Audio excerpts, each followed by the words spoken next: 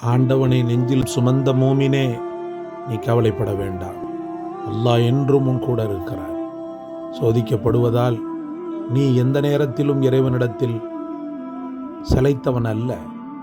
ஒரு மூமினுடைய காலில் முள் குத்தினால் கூட அந்த ஒரு சோதனையை கூட அல்லாஹு தஆலா பாவ மன்னிப்பாக ஆக்கக்கூடிய அந்த இறைவனுக்கு முன்னால் உயிரை துறந்து, உடைமைகளை துறந்து, சொத்து சுகங்களை துறந்து நிற்கக்கூடிய, நிராகதியாக நிற்கக்கூடிய உன்னை அல்லாஹ் எந்த நேரத்திலும் கைவிட மாட்டான்.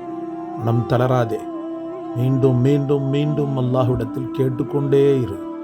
உன் உள்ளம் துன்பப்படும் நேரமெல்லாம் இன்னா லில்லாஹி வ இன்னா இலைஹி ராஜிஊன் என்ற பதத்தை சொல்லி சொல்லி உனக்குள் தெம்பை வளர்த்துக்கொள்.